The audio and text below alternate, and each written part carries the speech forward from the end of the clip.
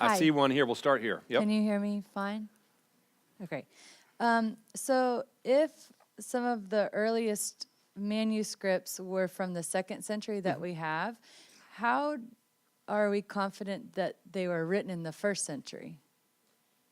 Are you saying that, what if they're written in the second? Yeah. Actually, the 2nd century date on the manuscripts is part of the way we know they're written in the first. In other words, when we look at the manuscripts we find in the 2nd century, there's no reason to think those are what we would call the autographs, the original copies. When we find those, we could tell they've already been copied for generations. And we know that from the scribal corrections and so on. And plus, we also know that from the geography, where they were found and so on. So they're not going to be first-generation manuscripts. And so if you find a copy of the Gospel of John, like we have from 125 A.D., you can't have been written in the 2nd century. You're going to have to push it at least back into the first. In fact, what you might be curious to know is that during the 19th century, modern critical scholars almost all dated John to the 2nd century in the 19th and early 20th century. Absolutely convinced John was a 2nd century gospel until that manuscript was discovered. And then they said, oh, we were wrong. You don't hear that very much from modern scholars, but you believe me, it happens more than you think. They're like, we were wrong. Apparently John is 1st century. And so one of the reasons we know the Gospels are 1st century is because of the 2nd century manuscripts, or any book other than the Gospels too. But then there's other ways we date these books. I can't get into all of it here in terms of how we date books, Gospels or otherwise. But there's a number of intersecting factors in terms of their content, references, and so on. One of the big factors, of course, is the destruction of the temple in AD 70, whether a book referenced that or not, or how it worked around it. That gives us some dating parameters. Good question. Yep, over here. I have a question. I have a 10-year-old, and his dream is to go to Chapel Hill. And being with the area that we live in, I love your books. I've read them all, and I'm really into that aspect of Christianity. But I'm struggling. Like, I want to prepare him for if he is in Bart Ehrman's class, or even if he doesn't go there, there seems to be professors everywhere that kind of go down that road. And I can't exactly hand him right now, like the question of the canon. And I mean, I'm just wondering what I can start to do now to prepare him for when he gets that onslaught of that stuff. So is there any lower level academic material that I can introduce him to that he might better be able to understand to help him along the way now? Yep, great question. In other words, after hearing these 2 lectures, I realize I need something else to help my child. Actually, I want to really focus in on the most important part of your question, which was the fact that you read all my books. Let's just focus on that for a moment. Did you read Christianity at the Crossroads yet, though? Well, all right, so almost all of them. On a serious note, though, the question is spot on, and I think everybody in this room, especially those who have children, of course, but even those who come out of a university environment, resonate with that, which is, well, how are we preparing people for this? And this is one of the things that is actually close to my heart. In fact, I have a book that I'm in sort of brainstorming mode on right now that I'm going to try to address some of this. It's not going to probably be out in time for anything in the next few years, but I don't have a simple answer to this. I would sort of offer, though, a broad challenge to the evangelical church to rethink youth ministry and to sort of think bigger than how do I keep people from being immoral and make sure they have fun at church, to changing that to being how can I create a worldview that can stand the onslaught of secularism. Too many youth groups have very simple goals. I want kids to want to come to church because they have fun, and then I want them to go off to college and not sleep around. I'm like, okay, those aren't terrible goals. It's okay if kids come to church and have fun. I'm not saying you should want them to come to church and be miserable. And then at the same time, I want kids to go off to college and follow God, right? So I'm not saying that doesn't matter how they behave, but if that's the extent of what we do in preparation of our children and youth, then we have missed a tremendous amount. There is theological, biblical worldview training that ought to be job number 1. And if it's job number 1, then actually we hope if someone's converted that the moral life follows, right? And so that should be a derivative, not the main thing. It should be the consequence of it. So I trust this church is already doing that, but to the church as a whole, I think that's probably the part of the challenge. As far as resources, I can't get into all of them here. Actually, on my website, I do try to distill this down for just about anybody. I don't know how old your kids are, but they could watch one of my videos and maybe they'd be, it doesn't sound like this. It's like a 3-minute video. Good question. Others, just raise your hand and they'll find you with the microphone.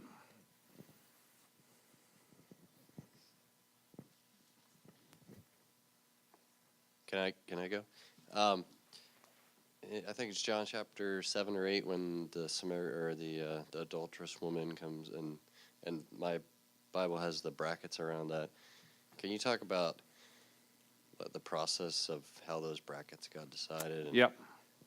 You get the special award for tonight.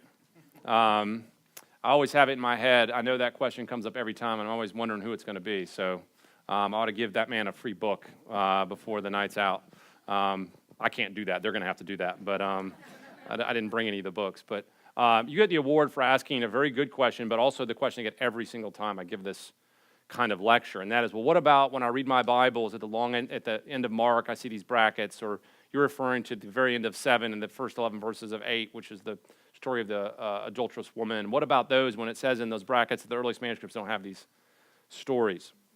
Those brackets are in your English Bibles because of the topic we've just discussed, which is scribes made mistakes.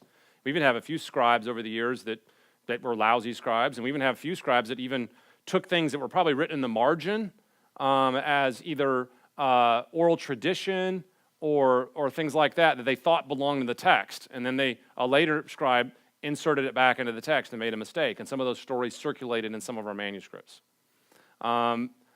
Without going into all the reasons, I don't think the story of the adulterous woman is original to John, and that is the consensus of even evangelicals today, is that it's not original to John's gospel. I think it might have happened. It may be a true story. I just don't think John included it in his original gospel.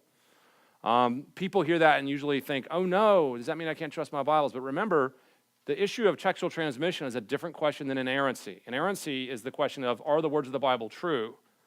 Textual transmission is, do I have the words of the Bible?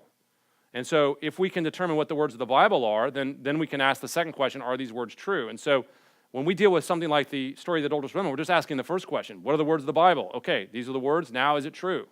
And so it doesn't actually affect inerrancy at all, or inspiration. It just has to do with working our way through some of these scribal variations.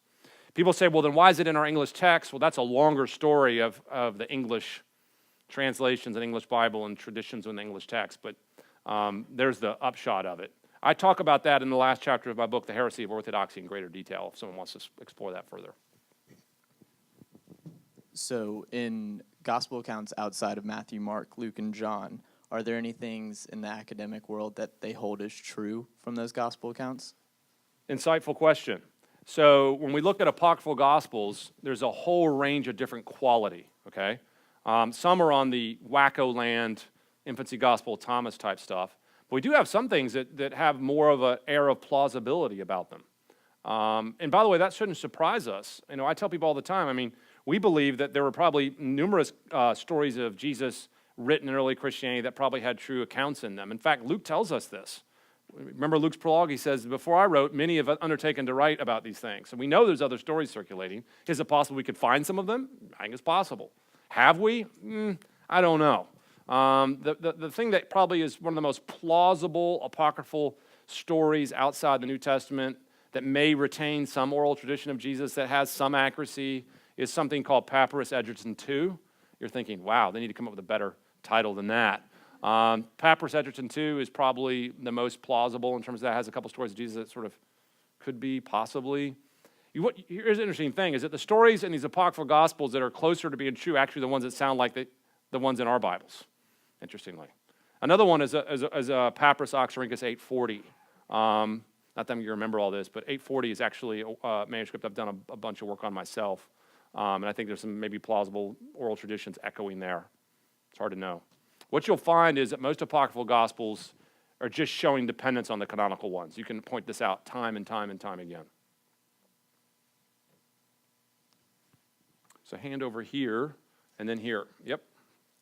My question is, so the title of the event tonight and all of our time has been spent discussing why we can trust the Bible. As one of the top scholars on this subject, what is the best argument you think exists for why we cannot trust it?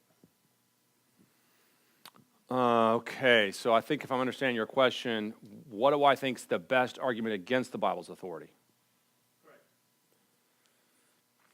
I don't know if I have something that would qualify as sort of the so-called magic bullet for the critics. I think what they have in their favor is, and this is true for any critic, what they have in their favor is the conglomeration of criticisms. In other words, it's not just one criticism. It's this criticism, then that criticism, then this criticism, and that criticism. It starts to mount. I think what's in their favor, and I guess this is a partial answer to your question, what makes their argument compelling to many people is just the avalanche of it. So there's objections on textual criticism, there's objections on origins, there's objections on apocryphal gospels, and then tomorrow we'll see there's objections on supposed contradictions, and then there now in our culture there's objections on the morality of the Bible. There's always like a bizarre thing. It's like, wait, let me get this straight. You're making a moral objection to the Bible? And answer, yes. We'll talk about that tomorrow. And so I think the thing that maybe you could say is the most persuasive about the non-Christian argument is just that they're firing at you without not just one gun. They've got 100 going. I don't think any of those guns on an individual level is effective dismantling our beliefs, but as a whole, it can become daunting. Probably the best way I'd say it. Yep, over here. Microphone? Yep. Kind of piggybacking off the first question I had, when you mentioned like the churches that have youth groups that are just doing crazy things, I come from a church before I found Christ Community that was that type of church, and that's kind of part of my story that my wife and I and our kids have been on that led me to reading books like yours. I was hearing stuff in the church that just didn't line up with what my Bible said, so I just started to explore it more, and I got really into like theological books and have just amassed a big library of things, but I've found it difficult to balance that at times with my spiritual walk. So I'm just wondering, from an academic standpoint, do you have any advice on how you balance textual criticism? There's a lot of people that do that who are not even Christians, and so I'm just wondering if you have any advice, because there's been times in my life where I've wanted to just throw every book I have away and just read the Bible, but I think it's good to also read some of the stuff that's out there, so I'm just wondering if you have any advice on that. No, this is a great question. I mean, everybody who studies the Bible at a deep level runs into the question of how do I do academic work and not lose spiritual fervor, right? It's a very good question. I mean, we all are going to face that question. And by the way, that question is not just for people who study things academically. You can lose your spiritual fervor in lots of different ways. One of the things that I think is key to that, which you've already indicated, is you've got to be plugged into a solid church and sitting under the preaching of the Word every week. Say it a different way. The answer to how we keep our spiritual fervor is by using the standard, ordinary means of grace that God has always prescribed for that, which is going to be a devotional study of the Word, prayer, fellowship, involvement in the church, and so on. Now, I know that answer sounds so pedantic. It sounds so boring. It sounds so ordinary. Couldn't you come up with something better? You're on video, for crying out loud. Come on. That's all you've got? And my answer is like, well, sometimes the answer is the answer. The analogy is like this. If someone says, hey, I want to lose weight, what's the answer everyone always gives them? Every single time. Diet and exercise. And this is why our world's like, well, I want a different answer than that. Can I take a pill or, And I'm like, but actually that's the answer. If you want to lose weight, you need to diet and you need to exercise. And so I tell people, and I'm not trying to speak condescendingly to your question. Your question is profoundly good, but I am trying to make a point here that, because I know that you know the answer to this, but I think we all need to be reminded of it, which is that actually the answer's fundamental the same. Prayer, fellowship, being at a good church, sitting under the preached word, and working through those even when you don't feel like it. You ever exercised when you don't feel like it? Same analogy, right? You press on because you know it's going to be fruitful in the end. So, okay, one last question. This one, I guess, might be more geared towards, tomorrow's session. But what about the accuracy of actual translations, like from Greek to Latin, and then so forth. I mean, things that could get switched up or lost in translation. Speaking more specifically to, I don't know if I think it's Genea Project, but it's about more of like the gender bias from translations. Yep. So I'm not going to deal with English translations tomorrow, just so you know, so you're not stealing my thunder or anything. So the issue he's asking is a different issue than transmission. So he's spent the second session on transmission, but the transmission was of the Greek text, right? He's asking the question, if I'm hearing you right, that, well, okay, now we take that Greek text and translate it in other languages, including English. How are we doing that? And also historically, it was translated into a bunch of other languages. Latin is one, Coptic, Ethiopic, tons of languages in the ancient world. So the answer is, in terms of English, how are we doing? Answer, very well, okay, as a whole. What I mean by that is we have very good modern English translations that are unprecedented in terms of the quality, work, and background that has gone into them. And so the good news of living in the 21st century and speaking English is that you have great English translations. In fact, arguably you have too many, right? Ever gone to the Bible bookstore and wanted to buy a Bible? You're like, what have I gotten into, right? Is there not a section for like Bibles for dummies? I just need a Bible, for crying out loud. Isn't there like a normal Bible, simple? So you have a lot of good options, okay? And I think there's numerous good English translations out there. I prefer the ESV, but I don't prefer it in an exclusive way at all. I think there's many other good translations. You have to kind of know a little bit about translational strategies. They have different goals, okay? Some are trying to be wooden. Some are trying to be more what's called a dynamic equivalence and so on. That said, there are translations that aren't as good. Okay, I'm not going to try to list them here, but you do have to be careful to pick reliable translations, because in our culture, they're trying to put all kinds of gendered language into the Bibles. Even some translations won't even refer to God as a he anymore, refer to God as a she or an it, and all this stuff. We would take very serious issue with that, and so you'd want to be aware of that. But if you're sticking to some of the major evangelical translations, you're going to be fine.